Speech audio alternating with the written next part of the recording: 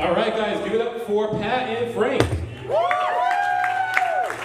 All right, so I'm 29, single again, and just had to move back home. So everything's going exactly as I planned at this point in life. I used to be engaged. I'm not now. Everybody always told me finding true love is like hitting the lottery. And for me it was. But it was more like hitting the lottery in a work pool. Because I didn't realize I'd be sharing with 15 other guys.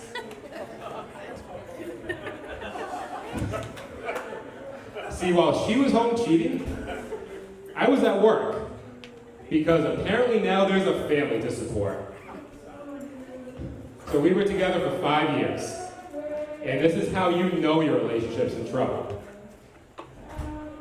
While all of our friends were having kids and getting support, my ex was trying for a kid, and nobody gave a shit. Now that's granted probably because she wasn't trying for a kid with me.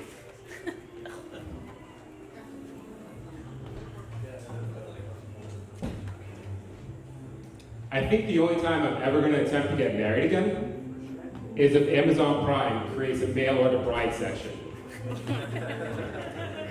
It's the best case scenario, because if it doesn't work out, I get free return shipping. And recommended for you is way easier to navigate than trying to remember the names of her bridesmaids. So after my engagement, I did what anybody would do.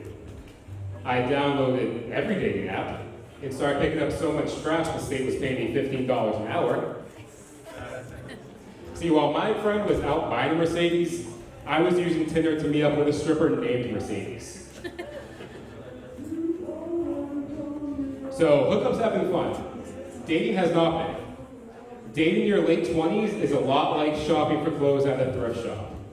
Everything's been picked over, lost its original shape, and you'll probably wind up with an itch or a scratch tomorrow. You don't want to go into the history of those clothes, and you certainly don't want to know that your buddy Lewis used to wear them on and off for a couple of years. But then one day you walk to that thrift shop, and you find the hoodie you've been looking for. You get to take it home, you get to enjoy it, and then 4 weeks later, it disappears. Only to finally resurface in your buddy Lewis's bedroom. Alright, so I'm dating again, and this means I wind up sometimes in places I should not be, like a dance floor. Taking me onto a dance floor is a lot like taking your epileptic friend to go play laser tag. Whether you like it or not, you are now a first responder. You have 3 jobs at this point: alert my emergency contacts, control the crowd, and make sure I don't swallow my tongue. So I recently had a girl invite me over to something called a charcuterie board.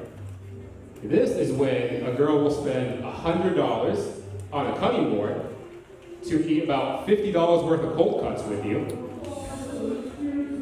And you like the girl, so you don't have the heart to tell her that Lunchables are $2. But dating's changed with apps. So recently I was ghosted. If you don't know what this is, it's when somebody shows you love and affection, then one day just abruptly disappears. See, when I was a kid, we just called that, Dad's going out for a pack of cigarettes. I'm so good and used to getting ghosted that at this point, I don't need apps to talk to women. I just use a Ouija board. Using protection now means I bring condoms and sage. Also, apps are pretty not easy to navigate. What's the first thing we do? We all lie, right? Every dating app I'm on says I'm 5'10". I knowingly lie about being able to reach the top shelf of the grocery store. But the girls I match with lie too. Most of their profiles say they're single. Secondly, what pictures do I use? So right now I use a group photo of me and my ugliest friends so I look better. And it gets me matches until they realize they're not talking to my buddy Lewis. All right, guys, that's my time for today.